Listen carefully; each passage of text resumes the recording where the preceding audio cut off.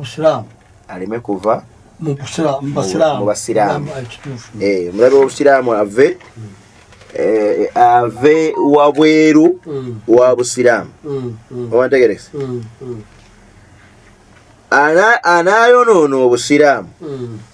ajje ng'avudde bweru wa Busiraamu Allah subhanahu wa ta'ala n'atakikkiriza ekitegeeza nti omuntu anattatanya ekifaananyi ky'Obusiraamu talina kubeera ng'ava mu Basiraamu ekyo Mungu teyakikkiriza Mungu n'akireka omulabe w'Obusiraamu ave mu Busiraamu era abasajja bano abazungu bo bwe baategeera ekyo ngaga nti affe tuyinza ate kulwanyisa Busiraamu nga tuli bweru waawo pulaani zaabwe zonna ez'okumenya Obusiraamu bazibalira mu Basiraamu bazituukirize mu Busiraamu kugamba Abasiraamu bennyini be bayitamu butereevu bajje banafuye n'okusaanyaawo eddiini y'Obusiraamu kubanga oli bw'anaabaze nga si Musiraamu ojja mumanya olwo kiki oyo si Musiraamu talina kalungi katwagalira naye ajja mu kifaananyi ky'Obusiraamu ayambadde bulungi ekyerivu kye n'ekkanzu ye ng'olabadde n'Omusiraamu naye nga kyakwese mu mutima gwe kujja kusaanyaawo kusaanyaawo Obusiraamu mulundi oguwedde twagezaawo kusiiga ekifaananyi ku bantu abagenda okubeera abalabe b'Obusiraamu ensibuko yaabwe etandika etya era bafaanana batya abantu bano sheekhe Nabbi sallallahu alayhi wa sallam abatulaga emyaka 1400 emabega Nabbi ageza kutulaga nti wembanga mubalabe bebo mbegendereze bafaanana batya hum min abna'u jildatikum baana bammwe mwembazadde Allahu akbar bwe mbawulira nga boogera Kulaane bwe muwulira nga basoma hadiisi mashaallah naye mwegendereze bye ngenda okubagamba bye bijja okubalaga nti nawadde nti bali mu ddiba ery'Obusiraamu naye si Basiraamu naye bye bakola si bya Busiraamu ewantegereza kikirikiri ennyo bino bye tusoma olwaleero twagala kulaga abantu bigambo bya Nabbi Muhammad sallallahu alaihi wasallam bye batabalaga bye babakweka bamanye omulabe w'Obusiraamu yaani era omulabe w'Obusiraamu tagenda kujja nga alina omusaalaba haram nga ne Kulaani agikutte mu mutwe nga takutte enkwate mu ngalo naye nga agikutte mu ki agikutte mu mutwe ng'agirina Sheikh ebitabo bino byendeese olwaleero saba Allah asaasire bituyambeko oba oli awo ekitabo kino bakiyita byonna ya muntu omu yabiwandiika musomesa wange ddala bamuyita Dr. Ibrahim Sha'ban al-Murshidi al-Azhari al-Murshidi al-Azhari akyali mulamu Mungu amutukuumire yawandiika ekitabo kino bakiyita al-Idah libayani ma ashkala min al-ahadith as-sihah al-bayani okunyonnyola okutangaza al-Idah okutangaza libayani nganyonnyola ma ashkala min al-ahadith as-sihah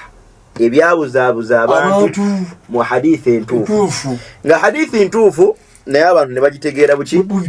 ne bagitegeera bubi sebo kyekitabo kino mashaallah al-Idah era tangaza kikola kirimu ejjuzu 2 mashaallah wallahi nsubira mu mwizi wa ilmu yandibaddeko nakyo kuba kikuyamba okutegeera ebigambo bya Nabbi Muhammad sallallahu alaihi wasallam batutuukirire tujja babuulire ekitabo kino ajja kubalaga egibiri ekitabo kino Sheikh yakiwandiika n'akiwa erinnya eriga nti al-Kawashifu al-Jaliya في الرد على الوهابية الله أو قدما بنو وهابيين محمد الوهاب وفق ميزان العلم وطرائق الفهم وكانوا كلا بنفي أبوابي nga Sheikh abalaga buteirimu bwe yabaanu kula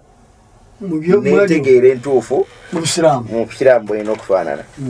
mu bitabo bino Sheikh yannyonnyola ensibuko y'abantu abo n'ebirala naye al-muhim obuzibu bw'Obusiraamu oba omulabe w'Obusiraamu yatandika ku mulembe nga n'omubaka Muhammad sallallahu alaihi wasallam waali n'omubaka Muhammad sallallahu alayhi wasallam wali. Era mu hadithi yenjagala okusoma awa mbadde njagala mutabani wange abeerewo wano. Era mutabani wange bamuyita Sheikh Sirimani Kabuuza kubidde simu ne mugamba jje leero njagala tusomeseeko naye wano. Namukuweerezanga naye nga ajja bajjanga baana leero mbadde njagala jje tulinde yajja ali mu kkubo inshallah. Nabbi sallallahu alayhi wasallam atendo hadithi eri mu Bukhari eno abaayina waali ne basahaba ridwanullahi alayhim nga Sayyidina Ali gwe yali atumye agende e Yemeni aweerezza emigabo egyava e Yemeni. Sayyidina Ali nabbi yamutume e Yemeni agende akuŋŋaanyeeyo emigabo nagiweereza. Bw'agiweereza ne gijja e Madina. Nabbi sallallahu alayhi wasallam n'agigabira basahaba be emigabo gino. Abategerekesa basahaba ne bafuna abaalina okufuna. Nabbi bw'agaba waliwo abataafuna, waliwo abataafuna. Mu bataafuna abo ne batuula olukiiko olwabo ne bagamba nti beesunaasunako awo. Nabbi yali okugamba nti wabisajja nga gutakuwa nange tanamba tatulaba. Naye Nabbi sallallahu alayhi wasallam yakwata eminyago ejajja n'agiwa ebibinja by'abantu ebyali byakayingira obusiraamu. Mubo mulimu ekibinja kya Al-Aqra ibn Habis n'ebibinja ebirala byali binja nga 3. Abategerekesa Nabbi n'abawa kuba baali bakayingira obusiraamu. Era wano tujjawo ne sunna. Bannange omuntu waba ayingidde obusiraamu tubaako kye tumuwa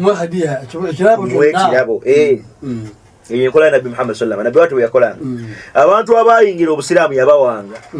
Era ne mu hadithi erindala gyetusomera abantu Nabbi sallallahu alaihi wasallam omusajja ajja gyali namugamba nti ya Rasulallah nzikiriza leero obusiraamu nsiraamuse. Nabbi sallallahu alaihi wasallam n'asooka mu engamiya 10. Ne Nabbi agolanga zirabika ntono n'amwongera endala 10 n'amwongera endala 10 n'amwongera endala 10 n'akola engamiya 10. Nabbi n'azimuwa. Omusajja yasanyuka n'addayo ewaabwe ekyanga bataayeeyo n'abagamba nti abange asilimu mujje muyingira obusiraamu. Fa inna Muhammadan yu'ti ataa man la yakhaafu al-faqr. Kubanga muyina kye mutamanyi Muhammad oli agaba olugabo olw'omuntu atatya bwavu. Musajja mugabi, omusajja mugabi ekyenkomeredde nammwe mujja abawe. Nabbi sallallahu alayhi wasallam ye yalinga enkola ye. Ekyo si kyaffe, ekyo kyabwe ne Allah. Naye ffe gyetwagala abantu bayingira obusiraamu. Ekyokubiri omuntu ayinza okusiramu ku olw'ebintu naye oluvannyuma n'anywera. Ayinza okujja oluvannyuma n'anywera. Ar-Rasulu sallallahu alayhi wasallam bamuleetera emigabo gino agiteekulula agabira abantu bano abaali bakayingira obusiraamu. Era Nabbi yabesoma nagamba nti fa innahum hadithu ahdi bil islam. Abantu bano badde bakayingira obusiraamu beetaaga okunyweza n'okubaagazisa bamanye kye balimu. Nabbi n'akwata emigabo nga bwe jjajja gyonna n'agiteekulula n'agiwa abantu bali. Abamu ku basahaba abaali basuubira nti balina okufuna tebaafuna. Mubbo mwalimu omusajja bamuyitanga Hurqus ibn Zuhair. Hurqus ibn Zuhair. Abamu ku basahaba bagamba nti ate yali sahaba yali munnanfuusi. N'abamu bakkakkana ne bagamba nti sahaba ekyo tebatutwala. Abamu ku bo tawakkafu ne bagamba nti ate tujja mwogerako tumuleke tusirike. Naye bangi min al-ulama bagamba nti yali munnanfuusi. Omusajja ono ali mu basahaba bw'ati wakati atandika okusunaasuna ku banne nti olaba omusajja watakuwadde naawe abateekamu omutima omubi nawe nawe watakuwadde olabe naye watakuwadde. Kati basahaba ne bakola akabenjaawo akatampadde olide naye bw'abalabanga bonna basirise naga naye nze nsobola omugambako tebakuwadde kaadi ne bakolamu akabinja tukuba kifaananyi kyange bwe bamala okwekolamu akabinja tampadde akasajja kano kabagamba nze nsobola omugamba nje mugambako bonna ne baswaba ne batya nawadde tatuwadde naye ogenda kugamba gwani nabbi wa Katonda omugambe eggwe nje kumugamba era nga omanyi bannaffe bekambuwaza n'ayimuka n'amugamba nti ya Muhammad ittaqillaha wa'di agamba nabbi ta Allah ero ogire adale kanye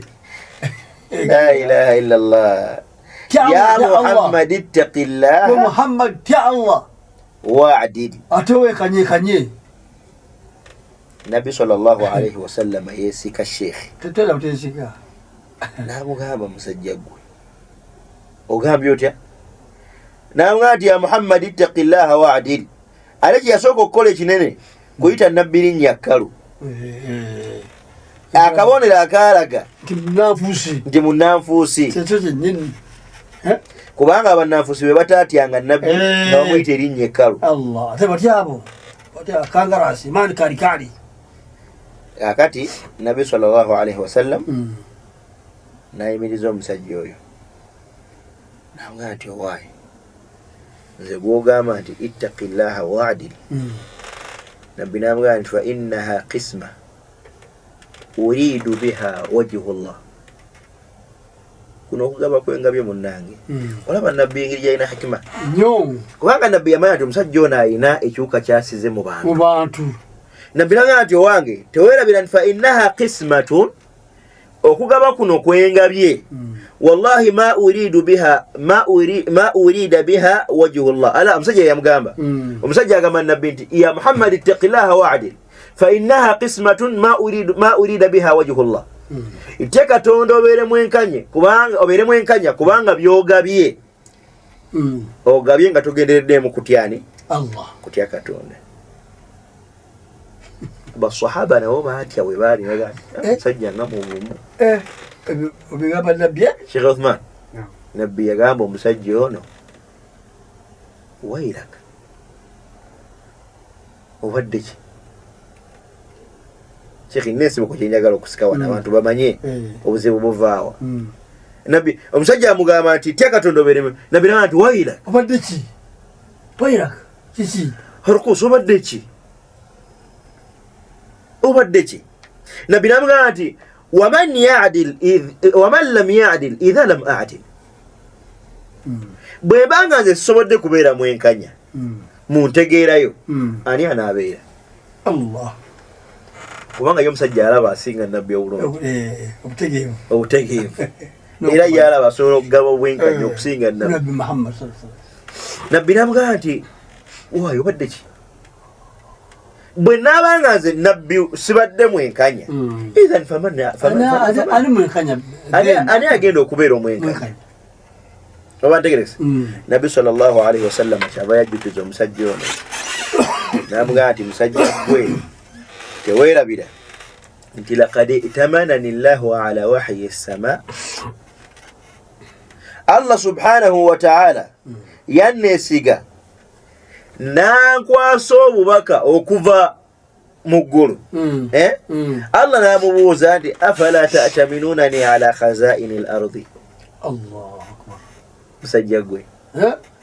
bw'abanga Allah yanneesiga nankwasa obubaka immwe temusobola kunneesiga ku bino ebyobugagga byensi aba ntegerekese Sheikh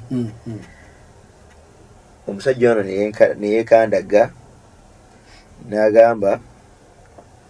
nze toŋŋamba obadde olina okutuwa oyinza otya okugaba oyinza otya okugaba n'otatuwa era ogenza okulanga ffe tutateekeddwa kufuna n'ebigambo ebirala ngera omunnanfuusi bw'abeera kituufu الرسول صلى الله عليه وسلم akasajja kamwekalizaamu kamuganze totunyumiza ya Rasulallah tubadde tuteekeddwa okufuna ffenna lwaki owaddeko abamu n'otatuwa lwaki naye nabbi amunnyonnyodde nti munnange emigabo gino gy'olabye ngaba ngiwadde abantu abadde bakayingira obuki abadde bakayingira obusiraamu kubanga Sayyidina Ali yali agijje mu bantu b'e Yemeni n'agiweereza nabbi n'agabira bano abaali bakayingira obusiraamu basobole okunywera n'okugumira mu busiraamu kakati nabbi sallallahu alaihi wasallam bw'amala ogigaba akasajja keekyanga nti oteekeddwa naffe okutuwa oba biki nina kyenjagala sheekhe mu bigambo bino nabbi amugamba nti oba gwe tonneesize nti ndi mwenkanya nga mmwe temusobola kunneesiga ani mwenkanya afala ani agenda okubeera omwenkanya temwerabira nti Allah ye yanneesiga gwe mukkiriza nti Katonda yanneesiga nampa obubaka abantegeregese immwe temusobola kunneesiga ku bino ebyobugagga by'ensi nga mulabye nga nange era sifunye abantegeregese kubanga nabbi era amanyikiddwa yalitalya bintu ebifaananako weebityo sallallahu alaihi wasallam abamu ku basahaba riwaya ezimu zituga nti abamu ku basahaba baatendewalirwa riwaya ezimu zigamba yali Sayyidina Khalid ibn al-Walid radiyallahu anhu riwaya endala zigamba yali Sayyidina Umar ibn al-Khattab radiyallahu anhu naye ekyasinga okubeera ekinywevu nti yali Sayyidina Khalid ibn al-Walid sahaba ayitibwa Khalid ibn al-Walid Khalid ibn al-Walid ye bwe kyamusukkako nga yeetegereza omusajja byayogedde atandise okufuuka obuzibu mu umma kyava yamugamba nti ya Rasulallah obanga omubaka wa Allah Khalid yagamba kati alabye ebibaddeyo byonna sinaliyo nga bibaddeyo nagyetegereza Sayyidina Khalid asaba nabbi namugamba nti ya Rasulallah obanga omubaka wa Allah idhan li fihi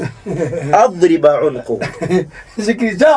أضرب عنقه ذكر يا رسول الله مسجل زي مجيكين سيمو جدكو كونك سنة دابولا بابا النبي محمد صلى الله عليه وسلم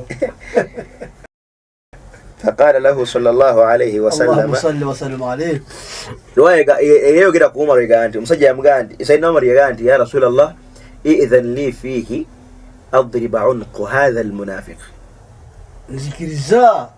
من سنغو يونو منافوس جدكو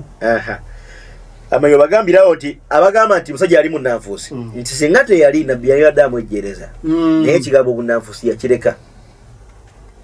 aga nti engeri gyagenda ndi munnanfuusi mumukole ki kituufu ateekwa kuba munnanfuusi oba ntegereza nabbi n'agamba nti daaho muleke lwaki nabbi agaana kubanga abantu bano abaleebera obusiraamu bajja nti Muhammadi okumanya mubi yalasa n'okutta abantu be bulijjo tubagamba musajja mubi naye nabbi abagamba mumuleke temumutta okutaakiriza bano abali ebweru w'obusiraamu kye bayinza okulowooza naye ekyali kiraga nti bano abaali bagenda omutta baali ku kituufu wansi mu hadithi gye tugenda okusoma nabbi sallallahu alaihi wasallam yagamba nti abantu abafaanaganako abaliva mu ono mbakubanga nze nandibalabyeko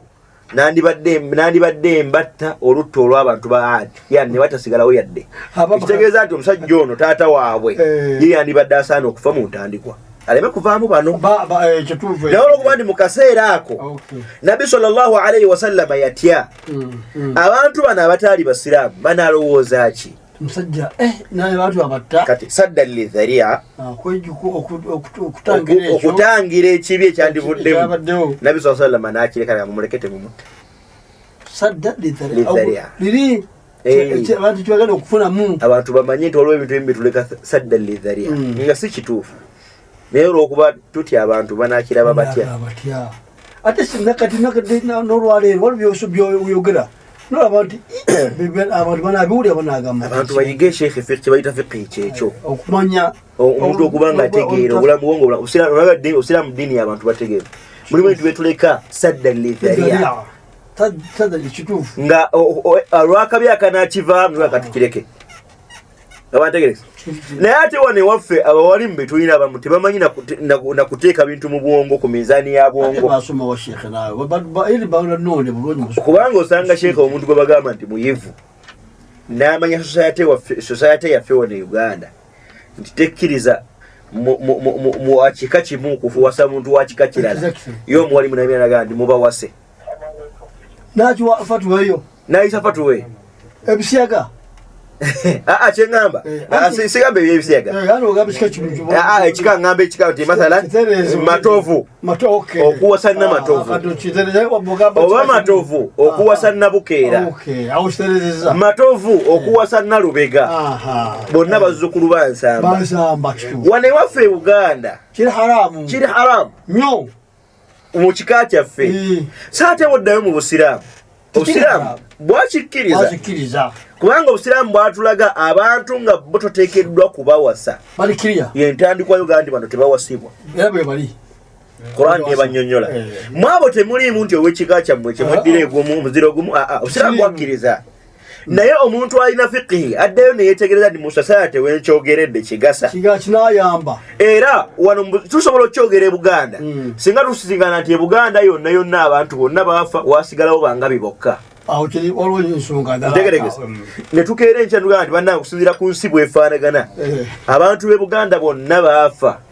ab'enkima bonna baafa ab'engeye baafa ab'emmamba baafa abaaki baafa wasigalawo bangabi bokka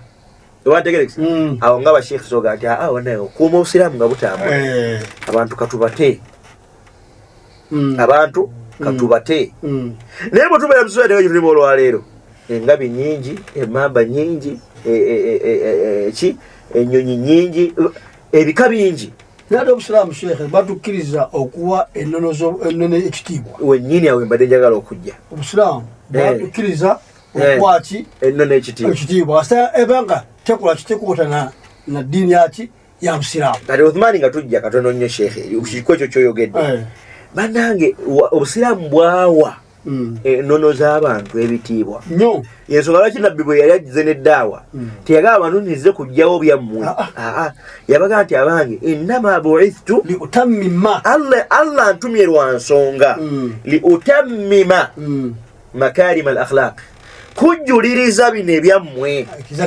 ebyammwe bituufu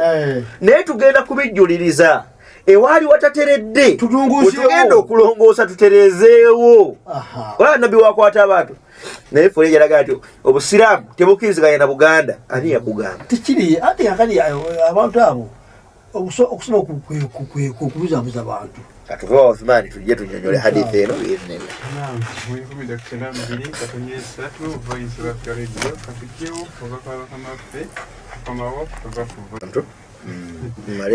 nsumululira wali awajja okufuna etuli tusobole okutambula naye biidhnillah inshallah abalungi abatuwuliriza bannaye tubalamusaako mwebale kubeera nga mwekuumira ku mukutu gwaffe guno ate okumanya amazima tusaba Allah ogabagaze Mungu agatunywerezeeko ate n'ebitali bituufu Allah bitwewaze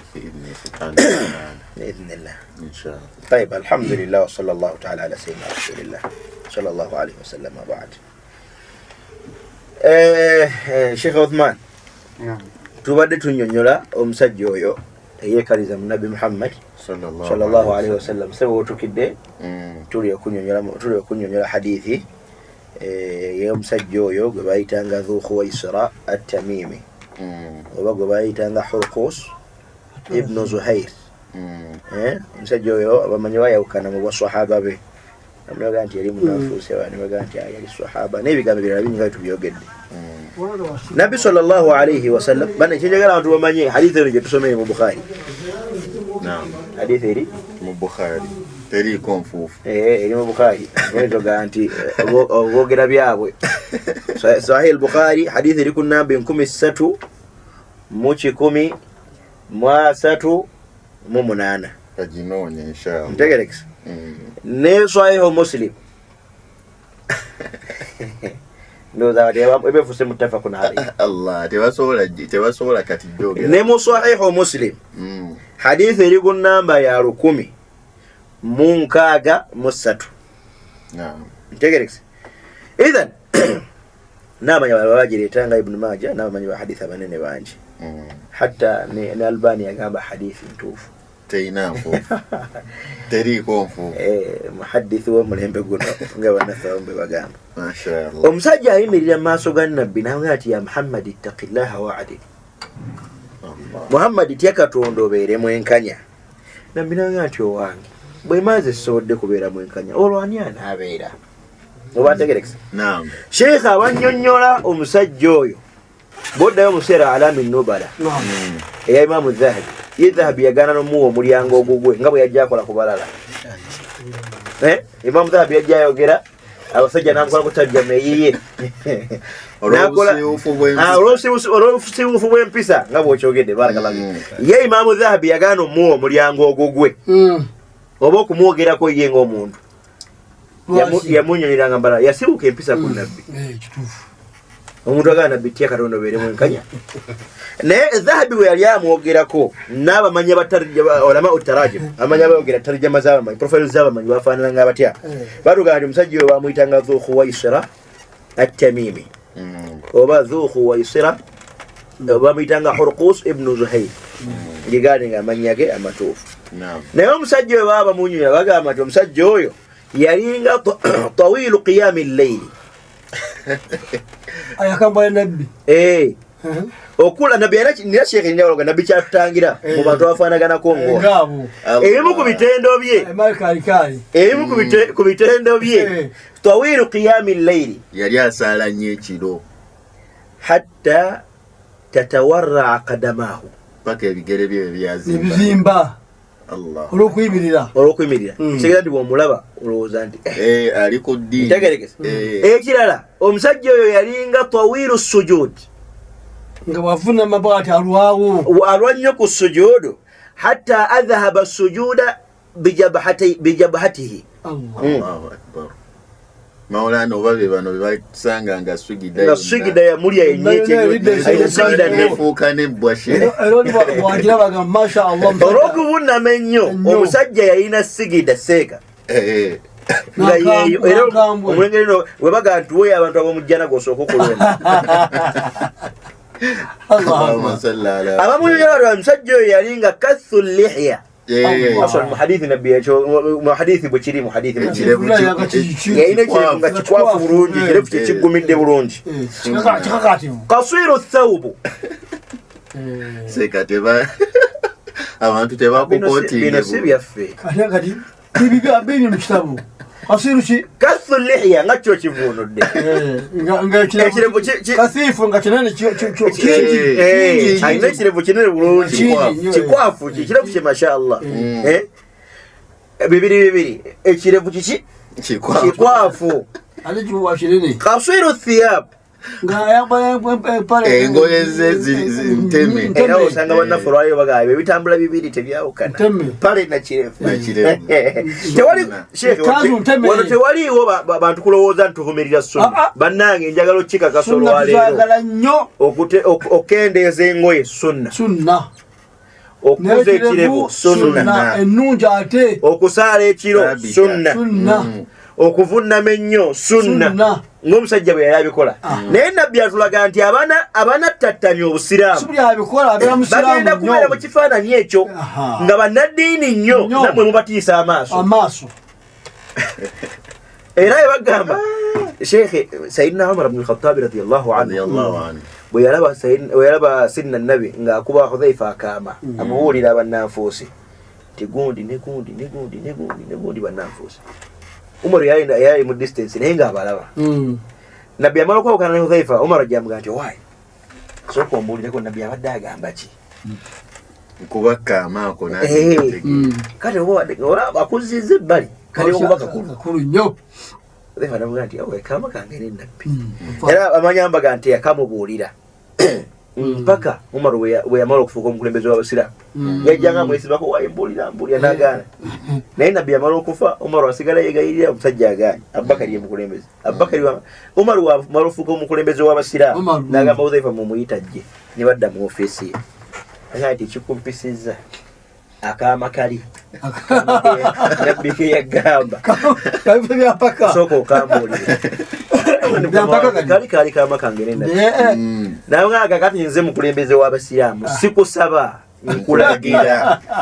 mbuulira akaama ako namugandi engeri ekirungi gwe mukama waffe kankakubuulira munange eno nabbi yali ambuulira bannanfuusi era nabbi yamenyeramenyera abannanga mbuulira wani yagamba ani ati yagamba gundi agamba ne gundi bwe yayogera Omar namugamba nti komaawo Ongabe ngamba kubulire bonna mbajjukira naye tongamba nabanga tongamba nabanga lwaki kamba kugambe mukama wange nabanga nti olaba oyogedde abo abanene wallahi ntidde nti nze nnyinza okubaddako kubanga bano be boogedde Umaru naye akakasa bamusinga munda bayala abasajja tebava mu mizikiti basajja masha Allah naye nabbi yababalira mu bannanfuusi obantegereka sheekh kakati Sayyidina Umar ibn Khattab waba yatyabo abaali balaga tekitegeeza nti bino byetwogera tuvumirira sunna twagala obbalaga nti abantu abagenda okuttattana sunna ate babeera bali mu kifaananyi kya sunna yennyini n'omulaba nga ddala yoyoyo kyenagambye nti nabbi kyeyasaba Allah ataase omulabe w'obusiraamu kubanga anaava wabweru wa busiraamu omulabe w'obusiraamu ajja kuva munda muki Obusiraamu naye afaanana atya wewali ekibuuzo ntegeregese afaanana bw'ati nabbi n'amunnyonnyola akasajja kano kamala okwogera ebigambo byonna ebyo keekandagga kagenda nabbi n'agamba basahaba nti abaayi yakhruju min dhi'i hadha katukozesa oluganda mu ntumbwe zoonono mu ntumbwe ze mu ntumbwe z'omusajja oyo afumye nabbi mujja kuvaamu qawmun ekibinja ky'abantu hudathaa'u al-asnan nga bato myaka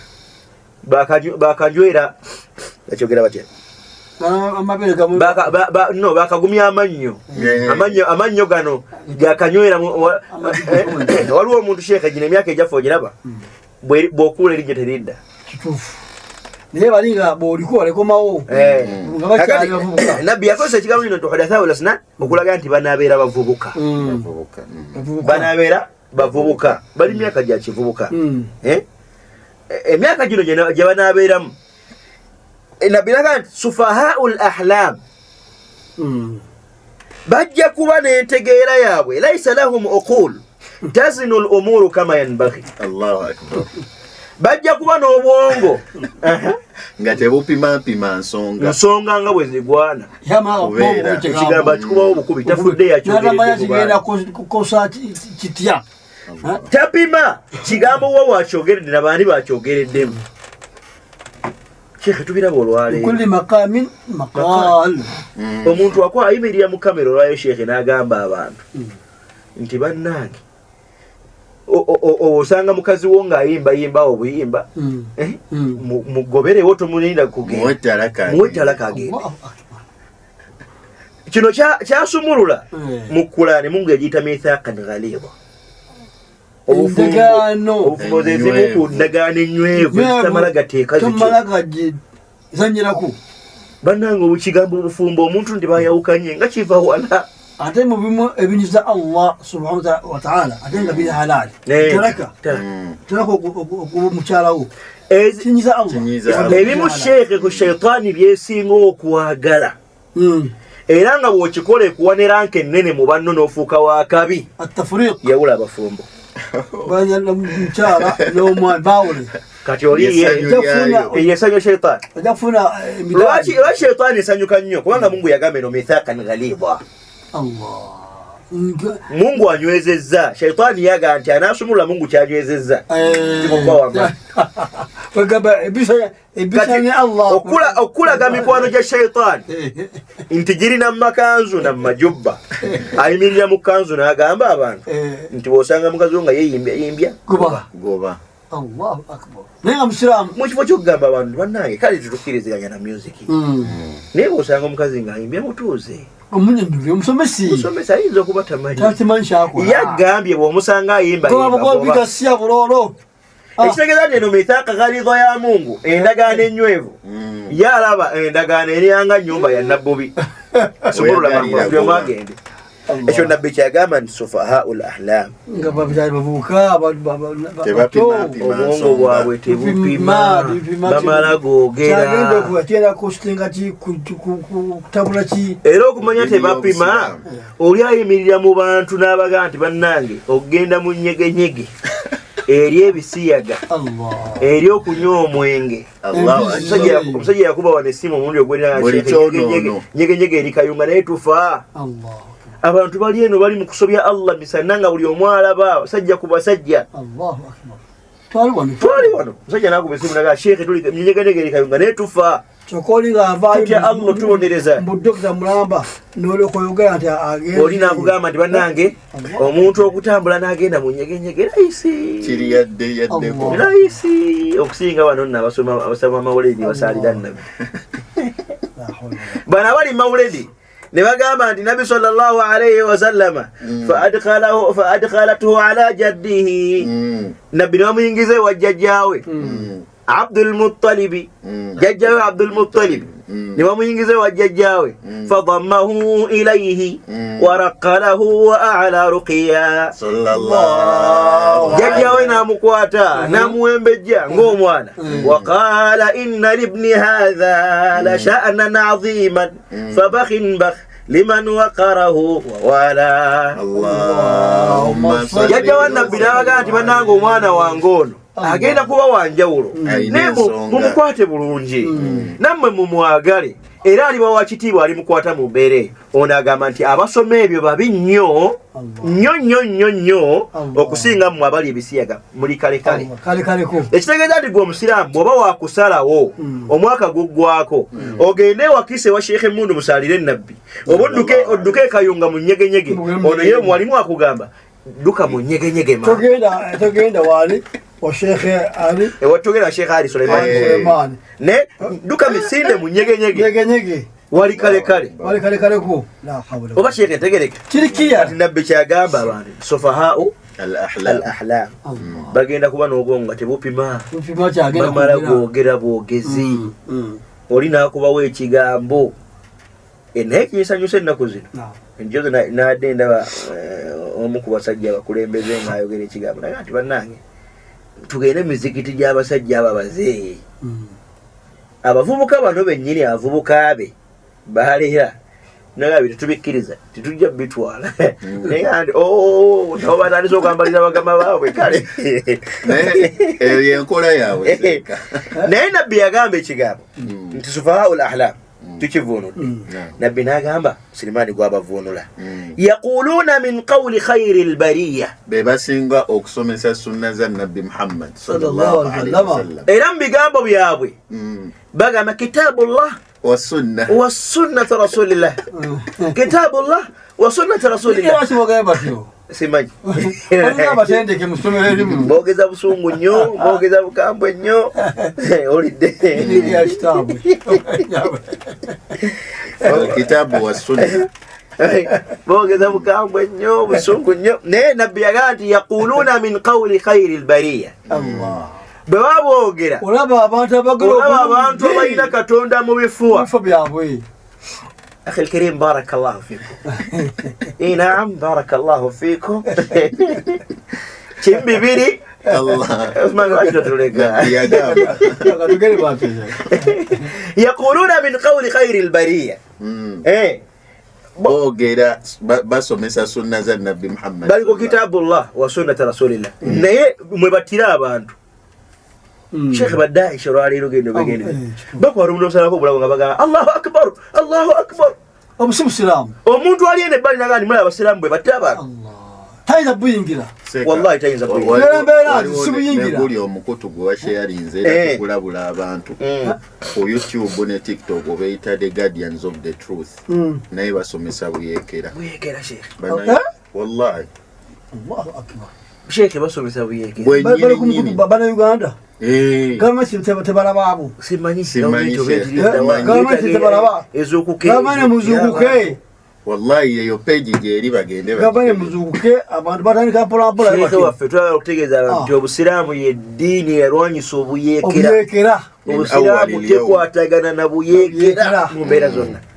yerwanyisa n'obuyekera era obusiraamu butukubiriza okubeera abagonvu eri abakulembeze baffe mu mbeera zonna butareevu Kivola ngambye nti nze neraliikirira wenanga abavubuka olwaleero bano bambalira ne mukama waabwe tukuze tuwulira mbiru tajemerwa ekibaddewo naye olwaleero bamujemera amiru yagaye bagende basomesa emizikiti gyaffe netusabika tugati alhamdulillah bazze bawulire ku irimu empya ennungi ye batawulireeyo waawe omuvubuka yemirire n'agamba nti letojja beekereza Amiru amjemedde. N'ajemera Amiru ati ate bo mu kujemera Amiru naye nsaba Amiru azuukire abavubuka bano ng'obudde bukyali kubanga bwe batandise kati bajja kufuuka ekyo kibeere kitala kimulaga nti bamuwadde green lights ku kibaleeta kyetuleeta kyekijja era azuuka Amiru omanyi nti abantu bona bo beebu ekijja kyokyo annabbi agamba yaquluna min qawli khayri albariya nga boogera ebigambo ebirungi ku nabi Muhammad sallallahu alaihi wasallam bw'owulira nga boogera ogamba mashallah ogamba eddiini eri ku bano tegeregeza yaquluna qala Allah wa qala rasulullah bw'owulira bagamba Allah yagamba nabbi yakola ki yagamba naye bye basoma bo bennyini tebabitegeera kubanga bavuunulira abantu ebifo ebiri ku nguudo abantegereka sheekh bw'owulira bavuunulira abantu bavuunula okuvuunula okw'okungulu bambi ono omuntu wa bulijjo atamanyi Luwarabu ye atambula nabo kubanga alabye basomye hadisi basomye aya yalooza byebutuufu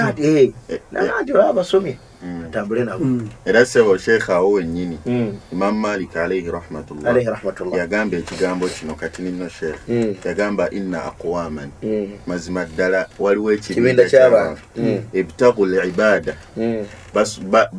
basoosoowazza katukiyite obukkiriza n'okusinza wa adaau lilma naye ne bagaana okutuula wansi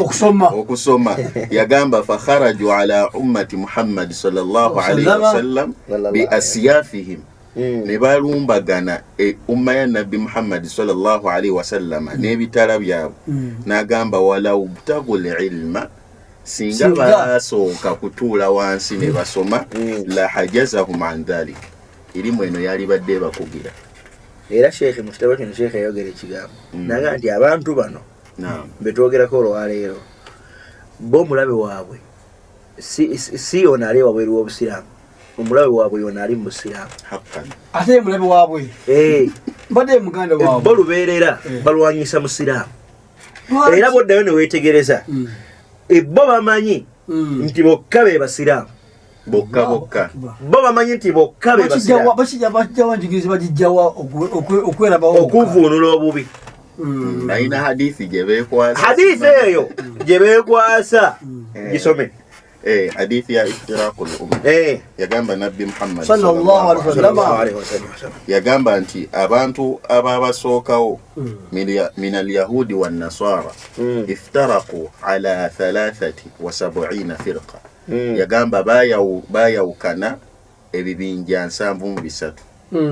n'agamba nti ebibinja ebyo byonna bye bayawukanamu n'agamba nabbi Muhammad sallallahu alaihi wasallam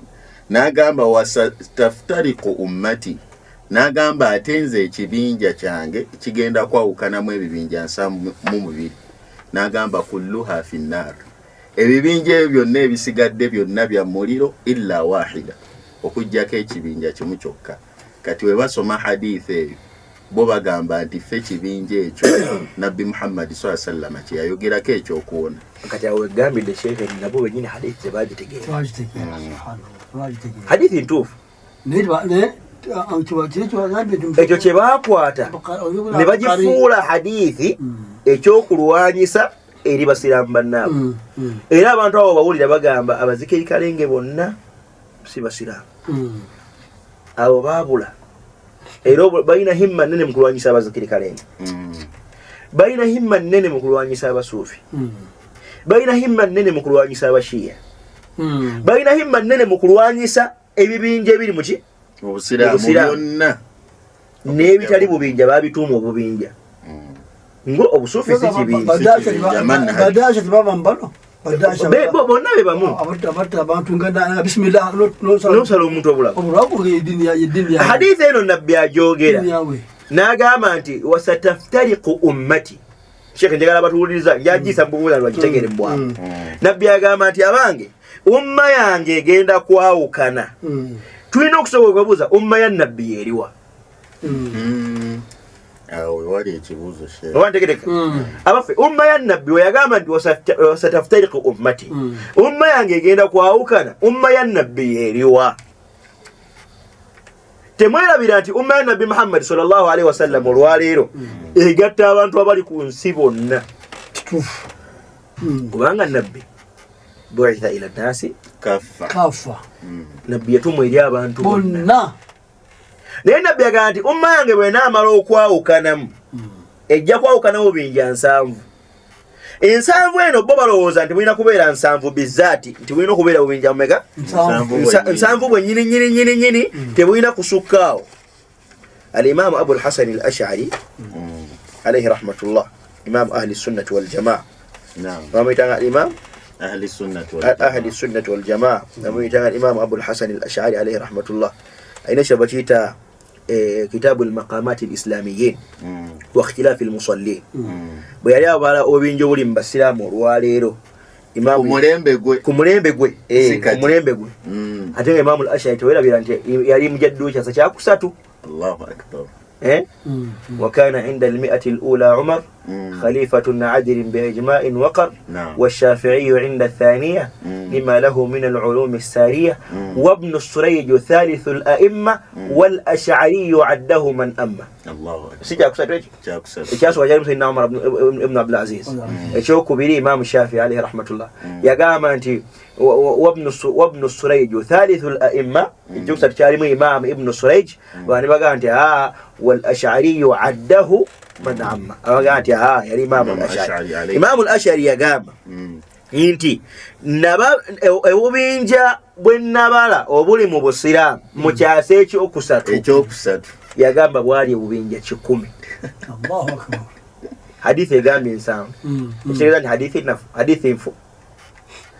twetaaga okutegeeza nti hadithi eno yali etegeeza ki ekigambo kino 7 mu luwarabu kikozesebwa nnyo okulaga obungi bw'ekintu oba obungi bw'ensonga wallahi nga oli wayinza okugaa nti wallahi nibonalayo emirundi 10 ne Allah yakikozesa sijja kuwa ne Mungu yakikozesa olide oli shekha ayinza okugaa nti nebwonalayire emirundi 10 sijja kuwa bwendayire 12 ngampa abategeeza nebwonalayira n'okomayo tajja kuwa abategeeza ne mu Qur'ani Allah akikozesa n'agamba ku bannanfuusi intastaghfir lahum أو لا تستغفر لهم أي قامت إن تستغفر لهم 70 مرة لن يغفر الله 70 مرة نونا بسبيل من الإنسان أقام النبي النبي أقام أنا لما ينتبه ينسوك إنسان فالله بسنيوا لازد نادي بدين شكورا نونا الله ياتي كذا نبونا سوسا مكوبا سبيلا تبغي نكفنا وانت كده كان يبون بقى النبي أقام بينه وبينه وبين إنسان فوق كم بسلام وبين جو وبنا buli mu umma ya nabbi era bonna buli kububuze bajamaa abampuliriza nabbi yategeeza sallallahu alaihi wasallam nti ekiyama nga kitandika okusembera umma yegenda kubeera abantu abalibeera mu nsi bagenda kubeera mu enzikiriza ez'enjawulo nga nnyingi naye abantu abo bonna bagenda kubeera kububuze illa wahida okujjako akabinja katya twetaaga okumanya kabinja kyako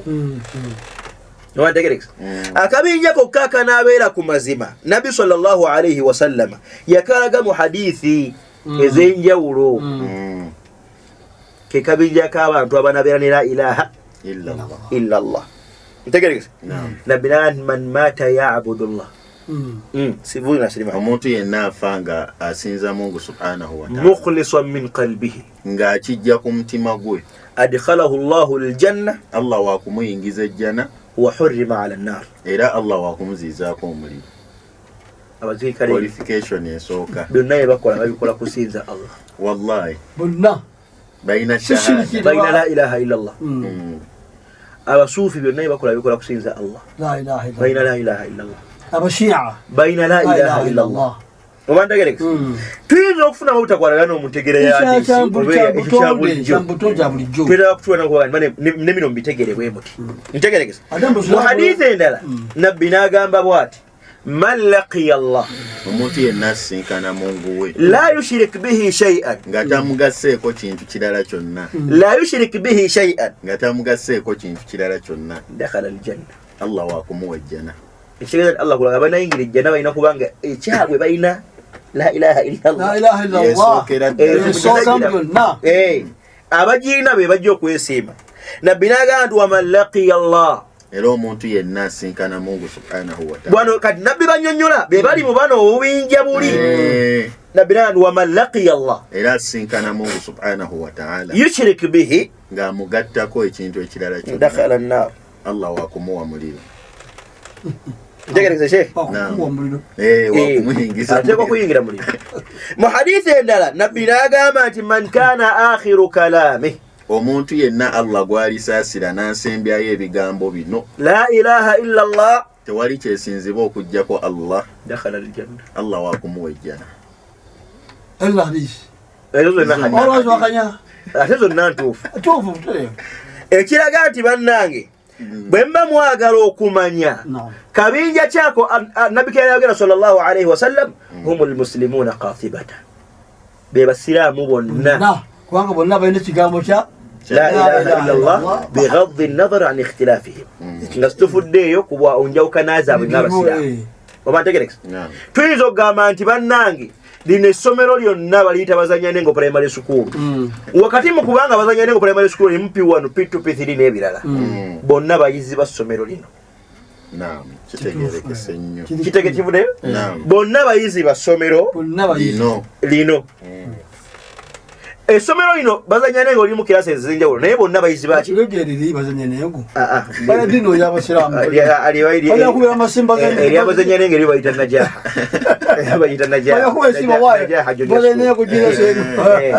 eryabazanya nengo bayita najaha junior school liri Kamengo Kamengo mpigi almuhimu shekha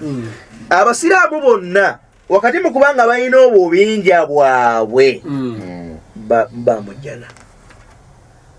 beetaaga kutereeza mu nsobi eziyinza okubawo entono beating aba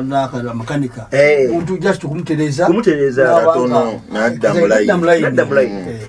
naye gwe tubootabakwata loga nti bonna bamuliro bo bannaffe kye bakola bagamba okuggyako yekka ali ku manhaji eyaffe eno eya salafiya atagiriimu wamuliro ayagala okuwona yekka yoono yekka era tubabuuza ekibuuzo nkakasa abuuza mwenna mutegedde kigenda mu maaso olwaleero nabbi saa sallama yayogera mu hadithi ya Buraida ng'alaga obungi bw'abantu abagenda okuyingira ejjana yagamba nti ahlul janna 20 wa 100 saf abantu b'omu jjana bagenda simba layini 120 n'agamba nti wa 100 saffi hadhihi al ummatu minha yagamba nti hadhihi al-umma naye kwezo layini 12 ez'omujjana yagamba 80 saffan li ummati 8 zonna za umma yange ya nabbi yekka ng'ate ategeezaamu basiraamu kati abaganda bafaawo kye baagala otegeeza layini ezo 8 zonna zonna layini 8 za bokka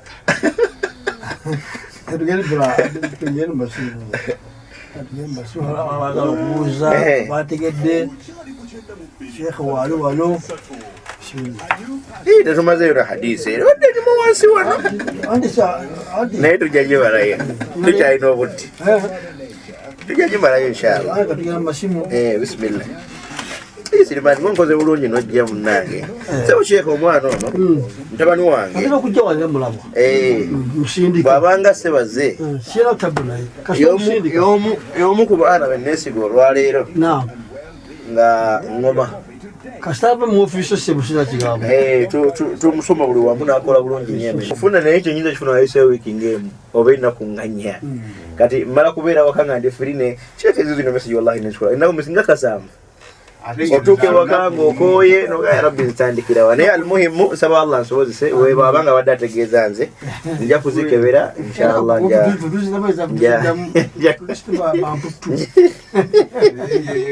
kale sebo inshallah nja kuzinyonyola nja kuzikebera biidhnillah ekyokubiri ndowooza wadde Ahmad Almoso abuuziza ekibuuzo ku salaamu n'okufukamira ebyo bitambula bibiri fiwane waffe omuntu okuba w'empisa ateekwa okuba nga afukamirira bakadde be abantu bannaffe kyababuzaabuza hadisi za inhina kikola entya mu kivuno entya mu Uganda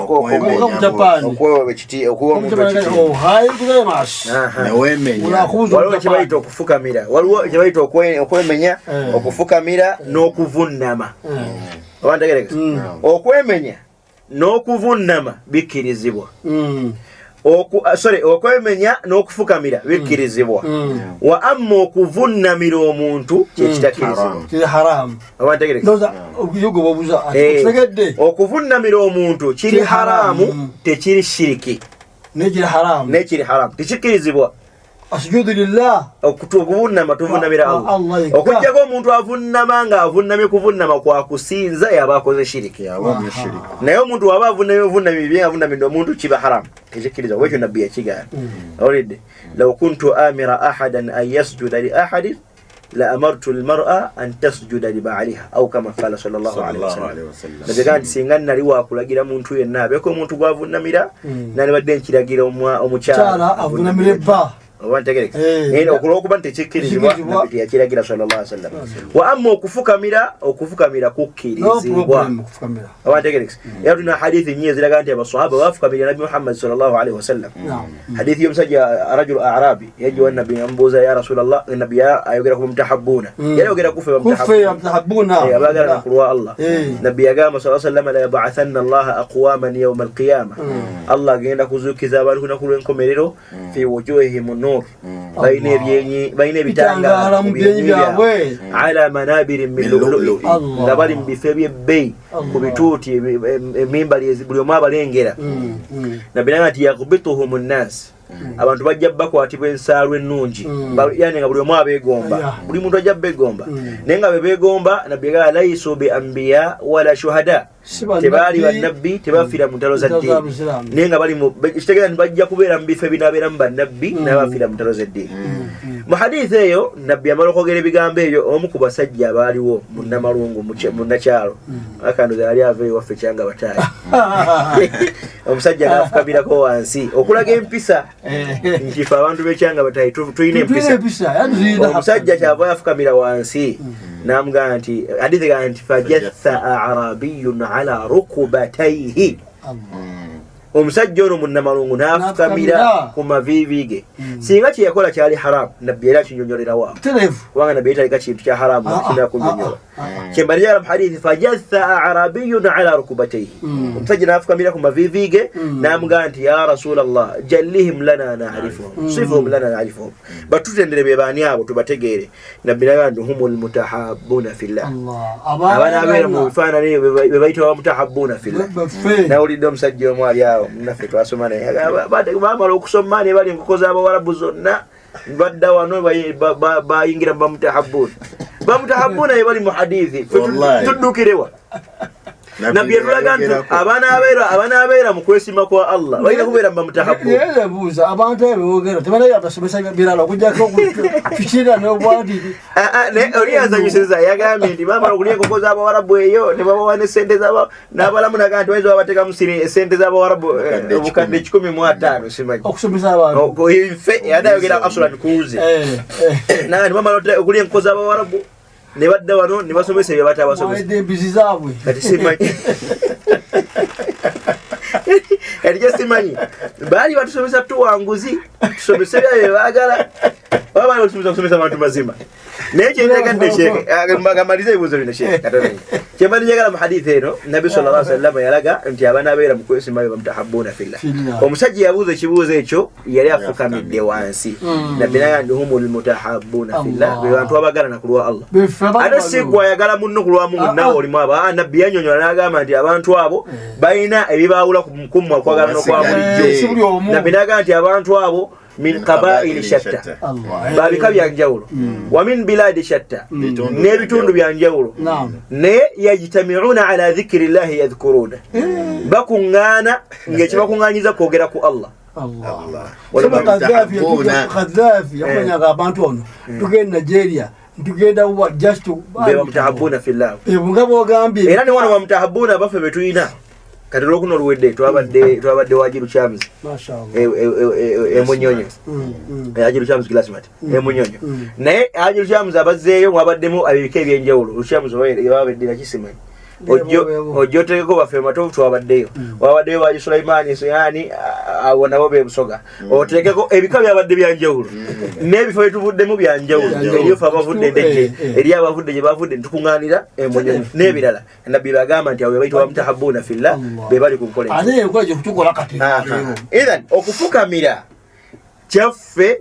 kikkirizibwa kya mu mpisa ate wano ewaffe Buganda tulina okukikola kubanga kyekiraga empisa zaffe eri abantu abamu. Ne Jibrilu yennyini yafukamirira. Ne Jibrilu bwe yajja yafukamirira Muhammad sallallahu alaihi wasallam. Kakati ayala mujengere bannage. Agari osango niya nekyo kirumya abantu mutwe musomo mulambo ulya kwenda kika 15 aganyonyola abantu kufukamira kuli haram. Zino haditho ziti. Kala abuza bonna mufukamira abakyala abawala mwenna mufukamira kubanga si haram busiramu. Si haram. Kuba muntu kitibwa respect. Utereyo.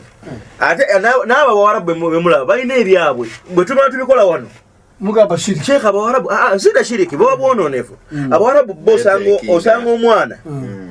nga pekinga nyina oba pekinga kitaawe nampekinga wano abapekinga muchenyi abapekinga wano ku nyindo abapekinga ku mimwa nakumumwa kwa nyine so wani wafe no pekinga mama wako mwana makisi mama tugamba la ilaha illa Allah no makisi mama ne baba Warabu kubocha kwa kiri so simple cyabulijo Abawarabu be pekinga ku mikono aswa ne sunna ye mikono nabi yajukubiriza sallallahu alaihi wasallam ne abantu bajimanyi ati botubasomese sunna okupekwa n'omuntu mu kibatu Imam al-Bukhari في الأدب المفرد يقول نملyango mulamba naga nti babu takbir al-yad omulyango okupekinga ku mukono either ezo mpisa ezokufukamira ne salam bitambulira wamu wani waffe mu Buganda ewokubiri abuuziza ekibuuzo ekyokulyeko ku makubo gwesoma bismillah bw'owulira nga tolina kyakkola gula enkoko yo yosome ki osome bismillah yo ejja kuba ekiikiridde ebinaaba bivudde eyo yonna naye abasali nko tubakubiriza musome bismillah nga musalira abantu ebisolo ekirala ekivudde wa jikaza gobe ekibadde ku enjawulo wakati w'edduwa n'olumbe waliwo enjawulo edduwa tutabira mufudduwa Allah amusaasire Mungu amugondeza olugendo lwe yatandika wa amma olumbe natwala obudde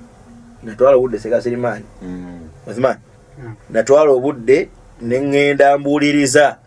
ku lumbo olwo ku kitebe kuba nannyinirwo ku kitebe Buganda nenfuna bino era we nabifuna nenzita ebigere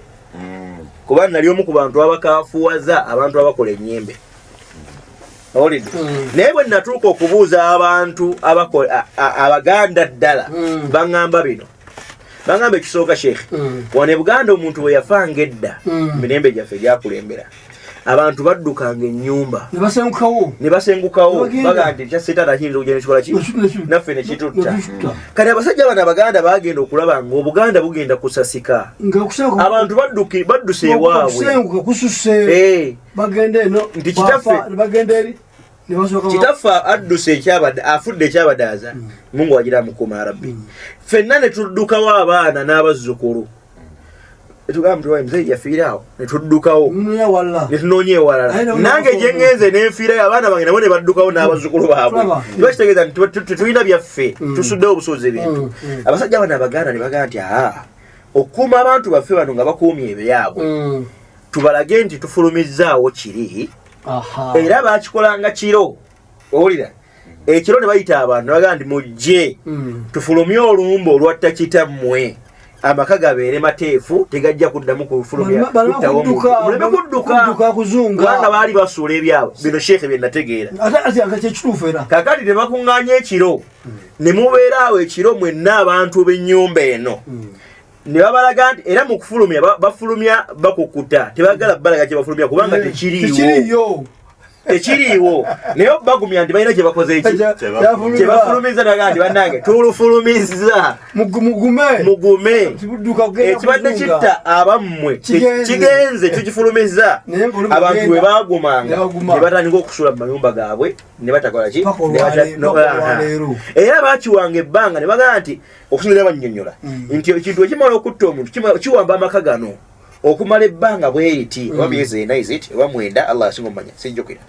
naye bwe limala okuggwa kiba kinafuye kinoonya abalala bwe tukifulumiza wano